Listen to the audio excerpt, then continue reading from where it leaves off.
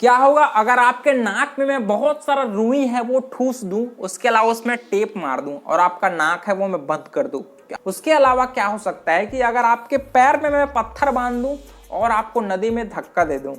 क्या होगा अगर आपको मैं 100 फीट गहरे गड्ढे में आपको पीछे से धक्का दूं, आप नीचे गिरो और ऊपर से मैं उसको कवर कर दूं पॉलीथीन से या फिर किसी भी पत्थर से। आपको पहले सफोकेशन होगा, ऑक्सीजन की कमी होगी और धीरे से आप ऊपर चले जाओगे। चुप हो जा सातवीं फेल, चुप हो जा। ये मैं आपको मजाक के लिए बोल रहा हूँ, लेकिन मछलियों के साथ भी सेम ऐसा ही होता है। बेचारे नदी में अच्छे से रहती हैं, खाती पीती हैं, उनको लगता है कि मैं अपने सेफ जगह में हूँ, लेकिन हम लोग उसमें कूड़ा कचरा डाल देते हैं, प्लास्टिक डाल देते हैं।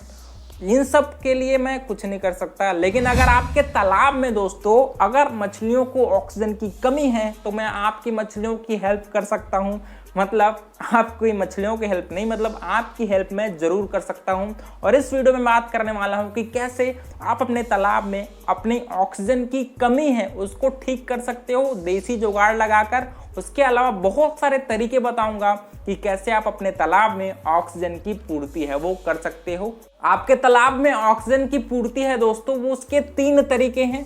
पहला आता है फिजिकल तरीका, कुछ मैं फिजिकल वर्क करके आपके तालाब में ऑक्सीजन की पूर्ति कर सकता हूं, बढ़ा सकता हूं। दूसरा दोस्तों मैकेनिकल तरीका, इसमें हम लोग कुछ मशीन का यूज करने वाले हैं आपके तालाब में ऑक्सीजन की पूर्ति के लिए। और तीसरा तरीका है दोस्तों बायोलॉजिकल तरीका, कुछ जीव जंतु को हम लोग छोड़ सकते हैं आपके तालाब में जिससे आपके तालाब में ऑक्सीजन की पूर्ति हो। पहला बात करते हैं दोस्तों फिजिकल तरीके की। इसके लिए मैं आपको 4 टेक्निक बताने वाला हूं। पहला दोस्तों आपको एक डंडा लेना है और फटाफट पीटते जाना है, किसी आदमी को नहीं। कोरोना काल में बहुत सारे पुलिस वालों ने अच्छे से आदमियों को पीटा है, वैसा काम अपने को नहीं करना है। अपने को डंडा लेकर दोस्तों सुबह आपको 5 से 6 बजे जिस समय ऑक्सीजन की कमी होती है उस समय आप अपने तालाब में उतरिए और बड़ा सा एक छड़ी लीजिए और पानी के सरफेस को फट देते जाइए। पूरी तरीके से पूरा सरफेस कवर करिए, पानी को मारते जाइए। जिससे होता क्या है आपका पानी है वो ऊपर उठता है और उसके साथ ऑक्सीजन का मिलान होता है, फिर वो नीचे चली जाती है पानी के अंदर में। जिससे क्या होता है दोस्तों ऑक्सीजन का मिक्सिंग होता है आपके पानी में और मछलियों को जिससे ऑक्सीजन मिल पाए।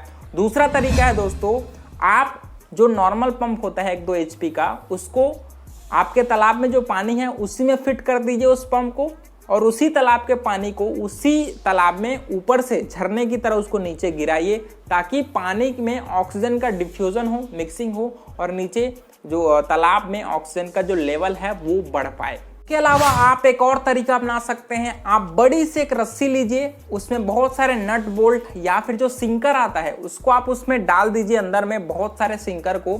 फिर उसको 2 तरफ से जो 2 आदमी पकड़कर अपने तालाब में नीचे जो निचली स्तर से दोस्तों उस जो रस्सी है उसको नीचे से गुजारिए। जिससे होता क्या है आपके तालाब में जो ऑब्नॉक्सियस गैसेस हैं CO2 या फिर अमोनिया है वो धीरे से बाहर चली जाती है, जिससे ऑक्सीजन की आप में तालाब में आपका एनरिचमेंट भी होता है। तो ये 3-4 तरीके हैं। पहला तरीका मैंने बताया डंडा का यूज कर सकते हैं। उसके अलावा आप अपने तालाब के पानी को ही अपने तालाब में ही पंप के द्वारा वापस डाल सकते हैं। इसके अलावा आप रस्सी में सिंकर फिट करके भी अपने तालाब के बॉटम से गुजार सकते हैं।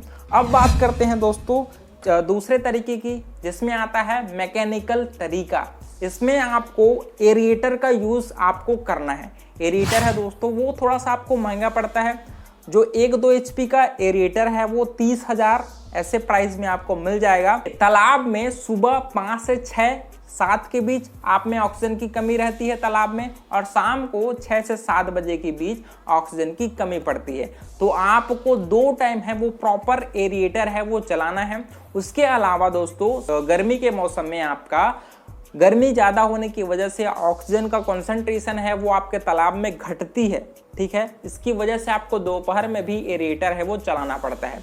और अभी रैनी के सीजन में भी बादल छाने की वजह से या फिर पानी गिरने की वजह से भी आपके तालाब में ऑक्सीजन की थोड़ी सी कमी पड़ती है। तो आपको रैनी सीजन में या फिर समर सीजन में आपको दोपहर में भी एरिएटर है वो चलाना चाहिए। हमारा तीसरा तरीका है ऑक्सीजन बढ़ाने का दोस्तों, वो है ऑक्सीजन टैबलेट का। हम लोग दवाई तो खाते ही हैं आदमी लोग, इतना बीमारी जो फैल गया है ना।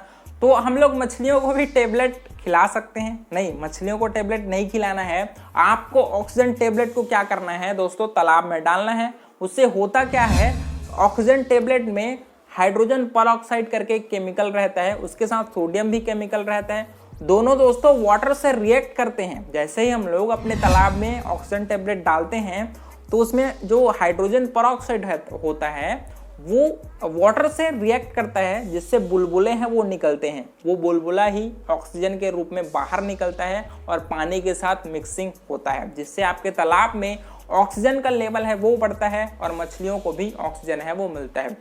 मछली पालन के लिए आपका प्रॉपर 5 ppm है वो ऑक्सीजन लेवल है वो मेंटेन होना ही चाहिए। उससे नीचे में मछलियां स्ट्रेस में आती हैं, उनका फीडिंग है वो स्टॉप हो जाता है और अल्टीमेटली मछलियों का ग्रोथ है वो इफेक्ट होता है। उसके अलावा आपके तालाब में दोस्तों मछलियों के साथ साथ जो बैक्टीरियल कॉलोनी रहती है वो आपके तालाब के बॉटम में अच्छे से रहती है, जो क्या करता है आपके मछलियों का जो वेस्टेज होता है या फिर फीड का जो वेस्टेज होता है उन दोनों को डिकम्पोज करने का काम है वो आपकी बैक्टीरिया है वो करती है।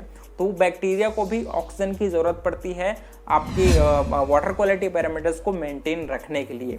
तो यार ऑक्सीजन का बहुत ज़्यादा इंपॉर्टेंस है। तो आपको समय समय पर ऑक्सीजन मीटर के द्वारा अपने ऑक्सीजन के लेवल को चेक करना है और ऑक्सीजन की कमी है वो आपके मछलियों के ग्रोथ के लिए और आपके ओवरऑल प्रोडक्शन के लिए बहुत ज़्यादा मैटर रखती है। तो आपको अपने ऑक्सीजन के लेवल को ज़रूर ध्यान देना है और इस वीडियो को आप लाइक ज़रूर करिएगा, क्योंकि मैंने बहुत बढ़िया आपको तरीके बताए हैं और ऐसा ही बहुत इंपॉर्टेंट वीडियो है वो आगे भी मैं आपके लिए लाने वाला हूँ। मिलते हैं अगले वीडियो में, तब तक के लिए बड़ों का सम्मान करिए, छोटों को प्यार करिए और खुद का ढेर सारा ख्याल रखिए। Thank you, thanks for watching.